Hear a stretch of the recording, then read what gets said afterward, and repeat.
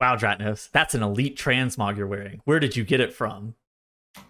This week we actually know for sure. I got it from the Mage Tower. So last week when we recorded this video, we were talking about how we thought these tier 20 appearances were going to come from the Mage Tower. Now we know for sure Blizzard has confirmed that each of these tier 20 recolor sets, some better than others, will be available from the Mage Tower re-time walking version, which they've also confirmed will be available during Legion Timewalking. Will offer that fell werebear form that we were Yeah, just looking look at at that. for Guardian Druids. And you're going to be scaled in such a way that it's like it's going to be designed to pose a challenge for us at our current levels. So we don't know exactly what that means. It's not available for testing yet on PTR, but it should be pretty good if it lands anywhere near the similar Dude, difficulty level to when it was first out. the OG one, I remember they there was like a week long period where the OG one was just like left untuned or whatever, and it was probably one of the hardest things ever. Of course, it ended up getting like nerfed with gear, but with time walking only being out for 2 weeks, I suspect that the relative difficulty is going to be at least a decent bit lower than it That's was why I back said then. anywhere near. I don't know. I had a lot of fun, obviously, progressing it the first time with like Yeah. the appropriate gear, but I'm sure that it will end up being easier than the first week the Mage Tower was open. And if not, if it launches in that state, I'm sure they'll nerf it as well because nobody will get these appearances. But yeah, I mean they are really cool looking, and there's also a Soaring Spelltome Mount available if you complete all of the challenges. So that requires multiple characters. But this Soaring Spelltome Mount, I think this was one of the options for that when we voted for which mount they Oh, were going to add was to the game. it? I'm pretty sure it or something like it was when we voted for the tree because as a community we're pretty stupid and instead of getting this cool flying book, and they've given us the flying book now, Uh, despite our error. Yeah, and it says there's a new achievement coming in 915 for the most well-rounded champions of the Kirin Tor. Players who complete all 7 of the challenges on different characters across their Battle.net account will be awarded with that amount. It's exactly what you said. There's some fan art posts for what it could potentially look like on Wowhead. I think that they're probably close. It's going to probably be something like this. I think that whenever I hear Soaring Spelltome, I think very heavily about that Legion Mage, like flying saucer balance of power mount that they ended up getting. The Mage Order Hall mount, the prismatic disc. I think it's in my mind very reminiscent of that, just with like its name. So that's something you're going to be able to get. But like Dratno said, you have to kill all of the lieutenants. And here is a wonderful graphic that shows you which of the lieutenants are representative with like which specialization and class that you may play. Yeah, so notably, you're going to need a tank. You're going to need a healer. You're Yep. going to need one of those range DPS, specs as well. And then there's some challenges that are only melee, and then there's a couple that are kind of spread around, right? Like you could play outlaw or elemental for the imp challenge. In terms of difficulty, when these first came out, I would say it was like the healer and tank ones were pretty tough, and then the DPS ones were varied in difficulty. Yeah, This the ranged caster one very that easy. that one was especially like Affliction Warlocks with the slow ring trivialized that fight. Shadow Priest played Surrender to Madness whenever it first came out, not whenever Surrender to Madness first came out, but whenever the Mage Tower first came out, and just burned the boss. They didn't even deal with any of the ads. Frost Mage, very similar to Affliction, just kited. Moon can add infinite mobility back then as well. This one was by far, I think, the easiest. The imp one was really easy too. The one to the left there, the feral one. Fire, Outlaw, Fury, Elemental, Unholy. That one was one where like once you learn the mechanics of that fight, there weren't too much numbers challenge. You just needed to make sure you didn't get crushed by a boulder that you weren't paying attention to. Yeah, I would say that like the Arcane Ret Assassination Enhancement Demonology one, that one, if you're not comfortable with those specs, there's a good chance that one might catch you a little bit off guard. And then there's the one that Beast Mastery, Windwalker, Discipline, and Destruction have to do, which is like fighting that worm. That one was tuned very differently for those different specs because not all of them had like an interrupt. Disc. Yeah. But ultimately, that's going to be loosely how you're going to get your Spelltome mount. It's TBD on what it looks like. I'm sure it'll get data mined eventually, if I had to guess. And it's going to be really cool that they're reopening the Mage Tower, that you're going to be getting these appearances from there. Something else on the 915 PTR that we are very excited about, that you and I find very near and dear to our heart, is Legion Mythic Plus has returned. We have done all of the dungeons. I believe the dungeons we've done all the dungeons available. We've done all the dungeons except for everything after the first boss in Neltharian's Lair because that boss is too hard and we couldn't beat it. Okay, so yeah, so we'll talk about that in a second. Tell us about the Infernal Affix first. Yeah, so the Infernal Affix is actually it's pretty cool. So 3 of the bosses in the dungeon will have a beacon in front of them. In Court of Stars, obviously, there's only 3 bosses, so it's just each of those 3. But even in the more bossy dungeons, there will be that beacon. When activated, it will summon one of the 3 different lieutenants. Each one will also have its own ads that show up that are just demons that mostly just need to be picked up in tanks. They have a couple of casts, but nothing lethal. And then the boss itself, each has its own thing as well. Then all of them share this red circles that need to be soaked. Yeah. If you fail to soak those, you will encounter an infernal ad, hence the infernal name of the affix, and those do a lot of group wide damage. So you really want to make sure you soak those red swirlies. And then other than that, the bosses themselves, the mini bosses, are fairly self-explanatory. That one just has green swirlies you dodge. There's a caster that you kick, and there's a spider one that you need to move out of the webs that it creates. Otherwise, they will take reduced damage. Yep. And overall, what are generally your thoughts on the affix? I'm just gonna play some B-roll footage. So like for me, it feels like the affix isn't super difficult. There's a lot of time in most of these dungeons. Like a lot of like the timers are very lenient from back then. Is something that I have noticed. And so the affix doesn't like really challenge you in terms of the timer. And you can kind of play them by themselves. You don't have to play them with a boss. But at the same time, it doesn't feel like there's like a real structural reward that we're kind of used to seeing from the most recent seasonal fixes, which I think is a common complaint that I've seen is just like no real reward structure from them. Yeah, so the way we've got a prideful buff or an anima power or a skip from Awakened from the last couple seasonal affixes, I have liked that direction that they've been taking the seasonal affixes. I don't think there needs to be something like that, but I would be pretty cool. I would like to see some kind of, even a little buff after you kill them, instead of getting no count, and just the reason you have to kill them is if you don't kill them, they will pull when you pull the boss that's near them. Yeah, they will just show up and join that boss fight, which can be pretty fun. But again, it's literally just like a extra mob that again doesn't give count that you have to kill. So.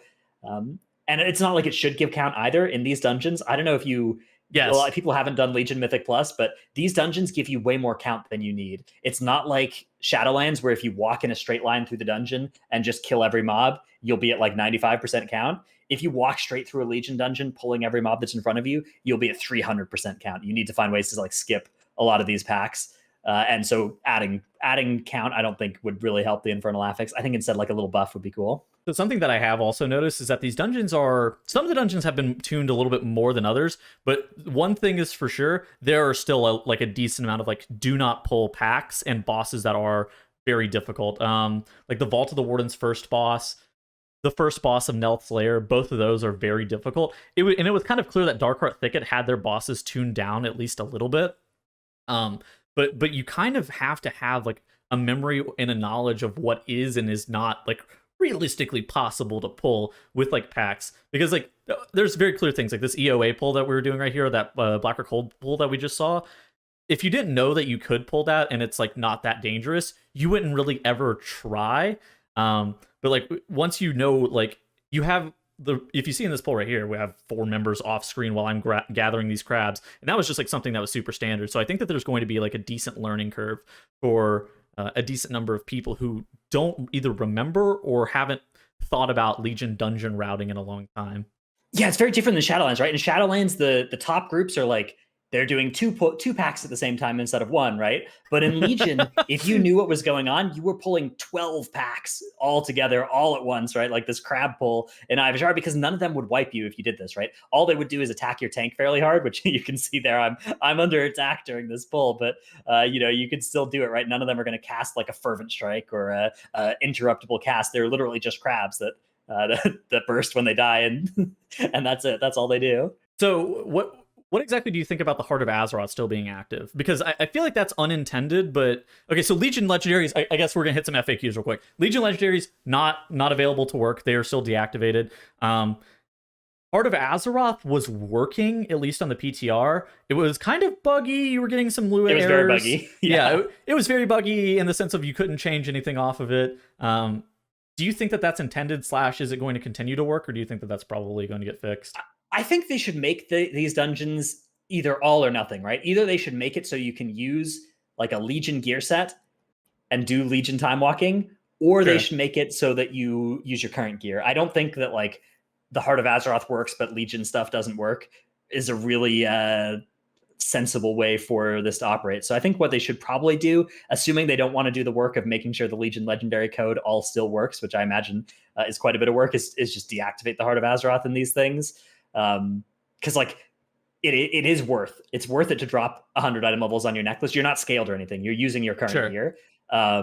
It's worth it to drop 100 item levels though for Vision of Perfection Major and like Null Barrier and all these minors that were really good. The Endurance one that we got in 8.3. These are really, really strong effects that you could get on a necklace slot, but I don't think the game is better if we can get access to them. I think we should just use our current gear or Legion gear. Dude, I thought that some weird stuff. I thought that we were going to be scaled down, and then it was just going to be like very similar to Time Walking, where you just optimize Time Walking gear. I think it would be fine if we were if we were building a Time Walking gear set for these. I think that could be cool too. But the way it is currently standing right now is you're scaled up, or like the dungeons are scaled up to you, and I kind of prefer that. And I thought that the way that it is set up is a lot more intuitive for players. These dungeons are very difficult, even at the 15 level, is something that I have noticed at our current gear levels, which I think that we in this group, we're all like, this is all Mythic grade 250 gear. item level, yeah, something like that. And we weren't having an easy time, but like if you didn't know what you were pulling, I would definitely say that 15 is like very challenging. Dude, the last boss of this dungeon on plus 15 felt like a 24 tyrannical boss. But we have infinite time is the thing. And that's one of the biggest things with Legion dungeons, that you're going to have like 20 minutes left or something in your keys. Right. It's never about the timer. It's about, can you literally make the hard pull or the hard boss work? Obviously, like this pull that we're looking at right here, you could just do this slower and that would be fine. But like the just literal single bosses by themselves are you going to be able to kill them or not is the question. Yeah. And I mean, it's easy if you know what you can and can't pull, but at the same time, it is tuned very difficult. I really like that because it feels more authentic that it's tuned so hard. At the same time, I don't know if it should be for most of the players, since it's not current. The thing is that like the number 15 just does not compare with what 15 means in a theater of pain versus in a black or cold, right? True. Yes. What we were doing is like, it felt like the equivalent of like a 22 or a 23. Yeah, I would say at least 22 for sure in terms of how much damage these things are putting out. But yeah, I don't mind it for sure. Again, for those who missed it, these will give you progress towards your Great Vault, but they won't give their items won't show up in the Great Vault. There are some cool trinkets from some of these dungeons, but nothing that insane. There's like faulty countermeasure, spiked counterweight. There was a auto attack. Yeah, that one's bugged on PTR right now. There's no way that one will actually be good eventually. Yeah. Maybe it will, but there was a whetstone that was bugged that was doing 140,000 damage a hit or something something silly, and it was very clearly bugged. Other than that, like the 2 set isn't available because Arcway isn't in the dungeon set. The auto attack ring from Court of Stars remains disabled, I'm pretty sure. So that isn't going to, otherwise that thing would be BIS for all auto attackers. So I don't think you're going to need to do Legion M+ for gear or anything. But there might be a trinket or two that's like a cool side grade or situational item if you care. I don't think anybody's going to be obligated to do this kind of content though. And I think if this doesn't look fun to you, that's very reasonable, but it will be fun for some people and it'll be cool whenever it comes around twice per year to do some Legion M+. I wonder if you could have intervened me on that. Now that I'm looking back. No, I wanted to die. All right. Anyways, so let's talk about the last thing that we have on the docket today is bolstering, raging, and necrotic nerfs, all of which should be very great news to everybody involved. These affixes are probably some of the most problematic. Bolstering now is a 20-second duration. Necrotic wound now lasts 6 seconds, was previously 9, and the raging damage bonus is now 50% where it was 75. I wonder if this bolstering one is going to be refreshed by subsequent bolstering stacks. It's really hard to tell. I think it probably will be, yeah. I suspect the answer is also probably yes. The necrotic wound change, this is going to be great whenever you have... This is just going to be really good to get consistent resets whenever you need to on a trash pull. Dratnos and I were talking about it a little bit yesterday. Most tanks, if you hold your S key and walk away from the mobs during a AoE stun, you should be able to get a necrotic reset on a trash pull, assuming that there's no like CC immune mob in the pack. Of course, things like freeze and binding shot and all these other tools, bop and all this other stuff, is still going to be very useful versus necrotic because you don't really want to kite that much. But this is a lot easier of a way to get a necrotic reset. Maybe there would be other potentially better options if they were looking for a full rework, but as it currently stands, moving it to 6 instead of 9. Would you agree? That's probably a reasonable change. Yeah, I think this is one that will be more impactful than it looks. I think that you can just drop stacks in so many more situations with it at 6 seconds, just like an AoE stun and the S key, as you mentioned, is a combination that will drop necrotic stacks on most pulls now that didn't before, right? Previously, you would need to actually like get out of there, right? Actually get out of there. All right, and so the last thing is the raging damage bonus now being 50% instead of 75. I think that's been almost identified to be mostly because of how the fort raging interaction works. This ultimately doesn't change the difficulty of raging in my mind, because you're still required to bring one, maybe even potentially more than one enraged dispel effect for problematic mobs in specific dungeons, like Shards of Halkias, like the Angels in the last boss of Spiral Ascension, mobs like that have unavoidable AoE damage. Shooter mobs in Halls of Atonement, it's going to be a lot better versus, right? Like mobs like that, the archers, the scribes inside of Sanguine Depths, also going to be a decent bit easier to deal with because of the enraging being a lot lower. But I still don't think it changes the fact that you're going to an enraged dispel whenever Raging Fortified comes around. Absolutely, yeah. All right, so that's it. Anything else you want to talk about real quick? Or you think we're good? Pretty cool set of changes. I'm even more excited for 9.1.5 than before. Die, bolstering, die. And yeah, cool tier sets. Shout out the fans. Shout out the fans. Shout out the ball humans. Goodbye.